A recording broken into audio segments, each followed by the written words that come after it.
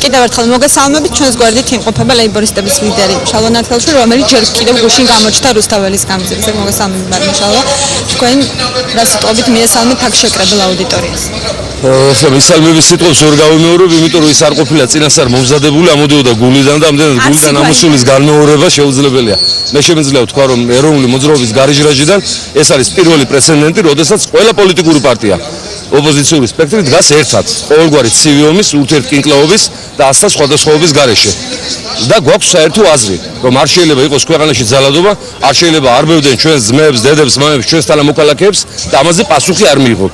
არ შეიძლება ქვეყანაში იყოს ხელისუფლების უზურპაციის მუდმივი პროცესი, ვისაც როგორ უნდა ისე აყალბებდეს არჩევნებს და ისე მოდიოდეს კაბინეტში და გვიმტკიცებდეს, რომ ჩვენი არჩეულია.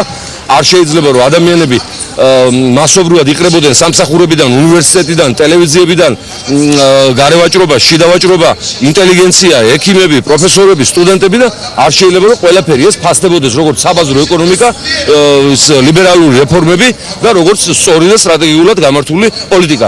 ამდენად ეს შეკრება, აი ეს თანხვედრა პოლიტიკურ პარტიათა პოზიციების არის ძალიან დიდი გზის დასაწყისი და ვფიქრობ მომავალი სამთავრობო კოალიციის ჩამოყალიბების საფუძველი პირდაპირ გაგიხსნათ ფრჩხილები. მომავალი სამთავრობო კოალიცია, ანუ ეროვნული თანხმობის მთავრობა და ხელისუფლება შეიძლება ჩანდეს აი ამ კონტურებიდან, რასაც თქვენ ხედავთ და ეს არის მისასალმებელი პრეცედენტი, რადგანაც ჩვენ ერთი პარტიით, ერთი ლიდერით, ერთი კერპით ვერ მართავთ ქვეყანას, ვერ გადავარჩენთ, თორემ კი ნიჭიერი ხალხი ჩვენ ქვეყანას არ აკლია, პოლიტიკოსებიც ნიჭიერებია, მაგრამ ცალ-ცალკე და სათითაოდ მოგახსენება დაგვემართება ის, რაც დაემართა სააკაძის ცნობილ ფილმში იმ ცნობილი ისტორიული პერსონაჟის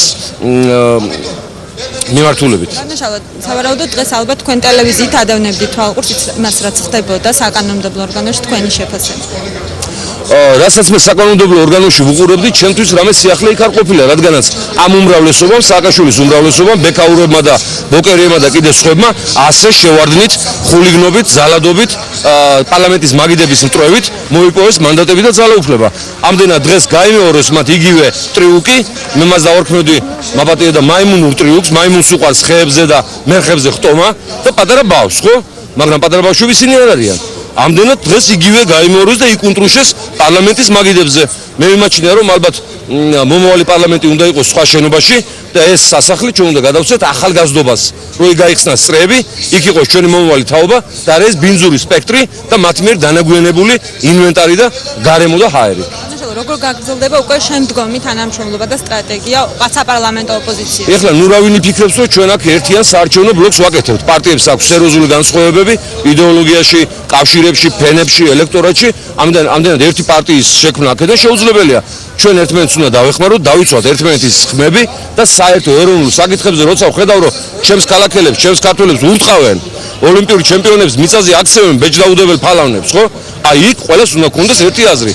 სხვა შემთხვევაში უნდა იყოს კოორდინაცია და უნდა იყოს ძალიან სერიოზული დიალოგი ეროვნული თანხმობის მთავრობაზე, სადაც ყველა პარტიიდან, ყველა ფენიდან შევლენ ღირსეული წარმომადგენლები, რომლებსაც ენდომებათ არა გრანტების გადმოქაჩვა და მე შვეიცარიის ბანკებში გადაკაჩვა, არამედ სიმდიდრის, სიხარულის და სიყვარულის საკუთარ ხალხში გადაკაჩვა. აი ეს არის ჩვენი მიზანი. ძალიან დიდი მადლობა. ქრონიკის პირდაპირ ეთერში ლეიბორისტების ლიდერი შალვა ნათელაშვილი იყო. საპროტესტო აქცია გრძელდება. მოსახლეობის რაოდენობა აქ მატულობს, ასევე